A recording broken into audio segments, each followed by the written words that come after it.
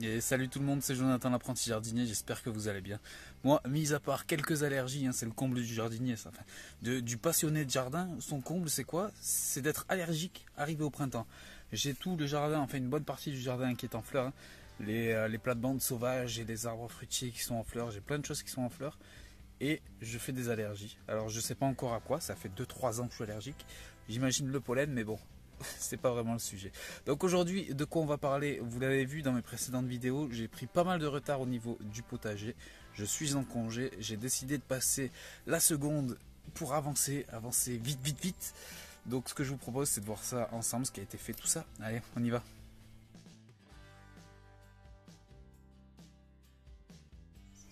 Par quoi je vais bien pouvoir commencer? Allez, on va commencer par les choux-fleurs. Donc, je ne sais pas si vous vous souvenez, mais mes choux-fleurs avaient pris un coup de chaud. Une bonne partie d'eux étaient morts, il m'en restait plus qu'un plant. Ce plant-ci, j'ai décidé de le mettre en pleine terre pour lui donner un petit peu toutes ses chances. Et malheureusement, ce qui devait arriver arriva, c'est-à-dire que les limaces s'en sont chargées et me l'ont tout simplement déglingué. J'ai plus de choux-fleurs. Donc du coup j'ai du temps à rattraper, le temps que les semis sortent, tout ça. Donc j'ai décidé de prendre des choux brocolis, pour changer un petit peu, choux brocolis. Et donc j'ai semé ça dans un petit terreau bien. Au bout de 10 minutes, les plants ont levé. 2 heures après, j'avais des plants de choux brocolis magnifiques que j'ai décidé de repiquer en terre. Bien entendu, non, absolument pas. J'ai été voir mon maraîcher préféré qui en ce moment est au champ, puisque tous les autres sont fermés. J'ai vu qu'il vendait du chou brocoli, 6 godets. Je me suis dit, allez, on va tenter le coup, vu que j'arrive pas à faire des semis. Ce n'est pas une variété F1. Donc j'ai implanté mes 6 plants de chou brocoli sur les avants de la serre, puisque c'est une culture que je n'avais pas vraiment prévue. D'ailleurs, il y a plein de choses que je n'avais pas prévues là-dedans et je vais vous en parler petit à petit. Mais en fait, je n'avais pas prévu cette culture. Et je me suis dit que devant la serre ça pouvait être sympa. Donc j'ai mis ça ici. Par sécurité, j'ai remis ma petite technique là de la bouteille, chose que je n'avais pas fait sur mon chou-fleur. C'est chou-fleur merveille de 4 saisons. Donc j'ai installé ça. Pour l'instant ça fait 3 jours qu'ils sont implantés et n'ont pas bougé, n'ont pas une morsure de limace. À voir dans le temps si ça dure. Ensuite, ce que j'ai fait, c'est que j'ai repiqué mes derniers plants de tomates qui étaient prévus pour la serre, rappelez-vous. Il faut que j'arrête de dire rappelez-vous. Mais j'avais quelques plants qui avaient tardé à lever. Donc ceux-ci, je les ai rempotés en pot de façon à me libérer la plaque alvéolée et ne pas perdre de temps et renvoyer un petit peu des semis de tomates qui seront eux destinés à l'extérieur cette fois. Donc j'ai prévu une trentaine de plants, je vous mettrai les chiffres exacts par ici. Une trentaine de plants pour une quinzaine de variétés. Je ne vais clairement pas tout planter, j'ai pas la place pour ça. Ça me ferait, si je les plante tous, ça me ferait 50 plants. En sachant que j'avais prévu une marge d'erreur, quelques plants qui n'allaient pas lever tout ça. Au final, avec les graines de cultive tarue, j'ai eu un 100%. Donc je n'avais pas prévu ça. Donc ce que je disais, c'est que je me perds un petit peu dans mes explications. Mais je ne vais clairement pas tout planter, je vais devoir en donner aux proches, tout ça. C'est eux qui vont en profiter, au final c'est pas plus mal. À l'heure où je vous parle, les premières graines ont levé, ça fait plaisir, en sachant que je les ai fait il y a 3-4 jours. Donc on est dans les temps. Au niveau des variétés, je ne vais pas vous faire un récapitulatif de toutes les variétés que je fais. Je pense que, après c'est mon point de vue, je pense que c'est quelque chose d'ennuyant. Vous dire voilà, j'ai prévu telle tomate, ça ressemble à ça. Non, je vous en parlerai petit à petit au fur et à mesure de mes vidéos. Il y a une culture que j'avais misé beaucoup d'espoir là-dessus et pourtant je n'ai pas lancé. J'avais acheté peut-être une dizaine de sachets et au final rien n'a été fait. Ce sont les radis. Pourtant j'adore ça, c'est quelque chose qui me régale, qui est simple à faire et pourtant je n'en avais pas fait. Pourquoi? Le potager je l'ai préparé récemment. Et je n'avais pas de terre à nu pour pouvoir préparer mes semis, contrairement à l'année passée où c'était le cas, parce que je venais d'installer, de rajouter de la terre, tout ça. Là cette année j'ai juste décidé de mettre un petit peu de fumier, de la paille ou du foin par dessus et terminé, c'est tout ce que j'avais fait. Là donc je me suis retrouvé embêté dès que j'ai enlevé le paillage. C'était pas top. Donc ce que j'ai fait pour pallier à ça, parce que j'aurais aussi pu faire ça dans des godets, enfin dans des jardinières, Et j'ai voulu éviter, puisque là c'est un petit peu la crise au niveau du terreau, j'ai quelques difficultés à en trouver. D'ailleurs le terreau que j'ai, c'est du terreau horticole. J'ai pas trouvé de terreau à semis malheureusement, mais bon, on fait avec ce qu'on a, c'est comme tout. Et en fait j'ai tout simplement récupéré l'ancienne parcelle de mes framboisiers. J'en ai parlé dans ma précédente vidéo où j'avais mes framboisiers jaunes et rouges. Donc j'ai récupéré une partie de cette parcelle là avec une terre qui m'a surpris d'ailleurs, qui était assez meuble malgré le fait que ce soit très sec. D'ailleurs j'ai repris les arrosages, mais j'ai lancé une poignée de semis là dedans et je vais laisser pousser. Donc on est sur du radis 18 jours. Ensuite j'avais une autre variété de radis que j'avais acheté l'année précédente et que je n'avais pas pu goûter. Je crois qu'ils étaient montés en graines tout de suite. Donc ce sont les radis blancs glaçons. Cette fois je ne veux pas louper ça. Du coup je suis revenu un petit peu sur mes principes là de la jardinière, du terreau. Donc j'ai trouvé une jardinière dans le jardin qui était un petit peu abandonnée par les anciens propriétaires, puisqu'ici je fais tout un tas de découvertes. Et j'ai lancé mon terreau, quelques graines de radis glaçons. Donc en gros c'est du radis blanc pour ceux qui ne connaissent pas. Et on va voir un petit peu ce que ça donne. Est-ce que je vais laisser monter ça en graines? Je sais pas trop, bon, on verra. Dans une jardinière je sais pas si c'est intéressant ou si c'est possible. À voir. Alors je suis content, en plein tournage j'ai été dérangé, mais pour la bonne cause, puisque j'ai reçu 2 colis qui se situent juste là et un autre un petit peu plus bas. Ce sont des investissements que j'ai fait sur la chaîne. Sur la vidéo précédente, vous avez été nombreux à me faire de bons retours sur le format, que ça vous a plu tout ça. Donc j'ai décidé d'investir dans du matériel, dont un micro que je n'ai toujours pas reçu. Il devrait arriver d'ici peu pour vous fournir encore une fois des vidéos de meilleure qualité, ainsi que des plans qui sont ailleurs qu'à ras du sol, comme c'est le cas pour celle-ci, où là je suis en train de galérer. Par exemple, j'ai dû mettre mon téléphone qui est sur un stabilisateur, donc sur une chaise, c'est la galère. Donc je vais avoir plus de flexibilité, on va dire, pour pouvoir faire mes tournages et un meilleur confort aussi bien pour vous que pour moi. Allez, on change de plan.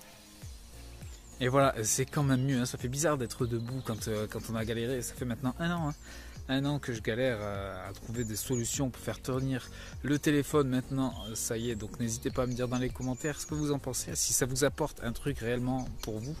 Et bon, moi ça m'apporte du confort, et si ça vous plaît comme d'habitude, vous connaissez la chanson, mettez-moi un petit pouce et dites-le moi, ça fait toujours plaisir. Pour revenir au potager, en ce moment on a la chance d'avoir les lilas en fleurs. Paraît-il qu'au moment des lilas en fleurs, c'est le moment de planter les pommes de terre. Donc c'est ce que j'ai fait. C'était une culture, encore une fois, que je n'avais pas prévue, loin de là. Mais avec un petit peu de chance, j'avais un filet de pommes de terre qui avait germé dans les placards. Donc autant le réutiliser. Bon, c'était pas des germes de fou, mais ma foi, on teste. C'est un potager test sur des petites surfaces, comme je l'avais annoncé la dernière fois. Donc ce que j'ai fait, c'est que j'ai travaillé la terre. Cette fois je ne pars pas sur de la pomme de terre sur gazon, enfin sur paille comme j'avais fait l'année passée. Cette fois je les enfouis directement en terre. Donc pour ça j'ai passé un petit coup de grelinette.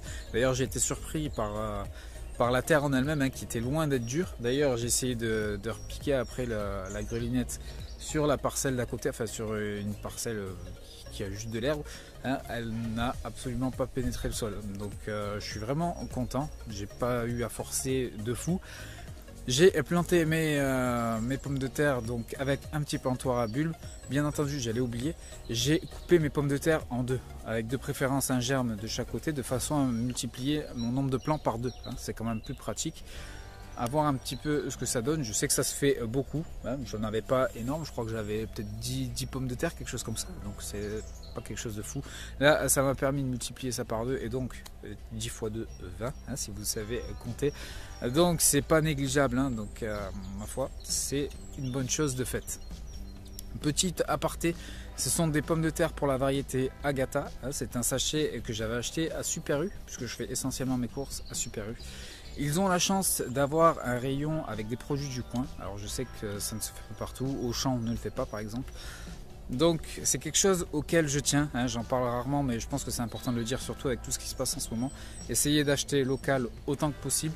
Moi par exemple j'ai acheté de la volaille, du poulet, Je l'ai acheté dans la ville qui se situe à 10 km auprès de chez moi. Les pommes de terre, elles sont à 30-40 km près de chez moi. Donc voilà, c'est vraiment, je pense, important, surtout avec tout ce qui se passe. Donc n'hésitez pas à acheter des produits du coin, bien entendu, quand votre budget le permet. Et si les tarifs ne sont pas abusés, hein, bien sûr. Si l'autre il me vend son poulet 3 fois le prix, forcément je ne vais pas l'acheter. Mais pensez à acheter local, c'est vraiment important. Point suivant, je me suis retrouvé confronté à un problème, celui de la pénurie de pots. Je n'ai pas énormément de pots à ma disposition, je n'ai pas non plus envie d'en acheter, c'est le genre de truc qui m'énerve. Donc j'essaie de récupérer les pots de ce que j'achète, comme par exemple mes plants de choux que j'ai acheté l'autre jour. Mais il a fallu faire preuve un petit peu de système D et utiliser ce que j'avais recyclé en fait tous ces mois précédents. Je pense notamment à Noël. Noël, on a tous tendance à manger des bûches là c'est pour une tuerie. Mais du coup j'ai récupéré un petit peu tout ce qui est le packaging, le truc en plastique qui peut éventuellement me servir de mini-serre. Donc c'est quand même bien pratique. Après l'avoir percé, ce que j'ai fait c'est que j'ai utilisé le couvercle que j'ai rempli de terreau. Dedans j'y ai mis mes graines de rhubarbe. D'ailleurs j'ai été très surpris par l'apparence des graines de rhubarbe. Je n'imaginais pas du tout ça comme ça. Donc c'est ce que j'ai fait, j'ai percé un petit peu le couvercle du bas de façon à le poser dessus et faire un effet mini-serre. À voir maintenant ce que ça donne. J'ai aussi planté des fleurs, chose que je n'avais pas faite précédemment, enfin du moins pour certaines des fleurs. Je pense notamment aux œillets d'Inde. Donc pour les œillets d'Inde, ce que j'ai fait c'est que j'ai utilisé donc les bacs de cordon bleu. Quand on achète ça par 1 kg, ils vous mettent 2 bacs. Donc j'ai réutilisé ça. C'est quand même bien pratique. J'ai aussi utilisé des couvercles pour donuts. Oui, je mange des donuts au chocolat. C'est pareil, une tuerie. Donc dedans, j'y ai implanté, si je dis pas de bêtises, des bleuets. Donc pareil, bien pratique. Ça sert toujours, surtout quand on n'a pas de pot. Et voilà, c'est à peu près tout au niveau de la récup. On fait comme on peut. Il y a une culture que j'adore et que je n'avais toujours pas commencé pour cette saison. Il s'agit du pois mange-tout, une culture que je conseille à tout le monde tellement c'est délicieux. Ça a été une découverte et j'ai adoré. Donc cette année, il fallait absolument que je la refasse, cette fois avec un petit peu de retard. Donc ce que j'ai fait, c'est que j'ai préparé une structure que vous voyez juste ici. Rien de plus simple, 2 tuteurs posés, enfin 3, je ne sais pas si on les voit clairement. Mais pour moi, 3 tuteurs de posés de façon à tenir un grillage qui fait à peu près 1,50 m de longueur. J'y ai fait un petit sillon, j'ai mis mes graines donc de pois mange-tout que j'ai recouvert, pour la petite anecdote, j'ai recouvert ça de bouteilles. Des bouteilles qui ont été tout simplement coupées en deux. On enlève le bouchon, on enlève un peu les deux extrémités de la bouteille. On la coupe en deux sur la longueur et ça nous fait un petit peu comme des sortes de tunnels. J'ai vu ça dans une vidéo de 4G. Je vous invite à aller voir sa chaîne. Je vous mets les liens bien entendu dans la description. N'hésitez pas à aller la voir. Encore une fois, ça lui fera plaisir. Donc j'ai utilisé sa technique pour faire ça. Pourquoi? Pour contrer un petit peu les oiseaux qui souhaiteraient venir un petit peu me bouffer tous mes pois, puisque je n'ai pas de filet d'oiseaux et qu'en grande surface je n'en ai pas trouvé non plus. Donc encore une fois, on fait avec ce qu'on a. J'avais des bouteilles, je les ai réutilisées pour cette pratique là. Et d'ici quelques temps, je pense d'ici quelques jours, je referai un deuxième sillon avec une deuxième structure de façon à pouvoir échelonner un petit peu les récoltes. On profite aussi de cette semaine de congé pour faire du nettoyage. Et en parlant de nettoyage, je suis tombé sur des tuiles qui étaient planquées dans des ronces, tout ça. Donc je me suis dit pourquoi pas s'en servir plutôt que de les jeter et que ça me fasse chier à être stocké dans un coin, tout ça. J'en ai réutilisé quelques-unes. Ce sont des grandes tuiles, donc j'en ai pas pris énorme. Tout simplement pour créer un piège à limaces. Ça, c'est quelque chose qu'on voit assez régulièrement dans les vidéos des collègues sur YouTube. Donc j'en ai disposé 3 sur le terrain, on va voir un petit peu ce que ça donne dans le temps. Et le matin venu, je viendrai un petit peu récolter les limaces pour les donner à mes poules. On va voir un petit peu ce que ça dit de ce côté-là. Allez, c'est le petit moment au promo, donc cette fois je ne vais pas parler des autres, je vais parler un petit peu de moi. Je m'auto-promotionne, je ne sais même pas si ça existe ce mot-là, auto-promotionner. Mais j'ai tout simplement monté un compte Instagram. Alors j'avais mis un post sur la communauté YouTube. Je ne sais pas si ça a été très vu puisque nous sommes quand même 122, donc c'est pas rien non plus. J'y publie régulièrement des photos. J'essaie de m'appliquer vraiment dans la qualité de mes photos. Je vous mets un petit feed par là. Donc n'hésitez pas à passer, ça me ferait énormément plaisir. On est 122, je serais curieux de savoir combien on sera dans une semaine et voir qui a suivi un peu le principe. J'ai aussi décidé de prendre un petit peu d'avance sur certaines cultures. Alors, quand je dis prendre de l'avance, c'est juste quelques jours, 5 jours plus exactement, puisque j'ai démarré mes semis de courges, de courgettes et de concombres. J'ai longtemps hésité, est-ce que je l'ai fait, est-ce que je ne l'ai fait pas. Et d'ailleurs je remercie tout particulièrement 2 personnes, David de la chaîne Au Naturel et Olivier de la chaîne Potager Sol Vivant, puisqu'en fait je n'avais tout simplement pas prévu de graines, je pensais en avoir et en fait pas du tout, donc c'est pareil, une chose qu'il va falloir que je rectifie l'année prochaine. Et en fait j'ai tout simplement trouvé des graines qu'il m'avait offert, donc pour Olivier de Potager Sol Vivant, j'ai utilisé ces graines donc de courgettes Gold Rush, une variété qui est tout de même assez connue. Et pour David, j'ai utilisé ces graines, c'était du concombre long de Chine. Donc, ah oui, et Olivier aussi, il y avait d'autres graines, c'était des courges butternut. Voilà, c'est mieux. Donc un grand merci à ces 2 personnes-là.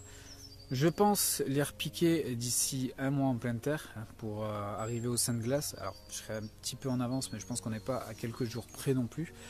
À côté de ça, j'ai aussi lancé du melon et de la pastèque qui eux par contre ont été rentrés à l'intérieur.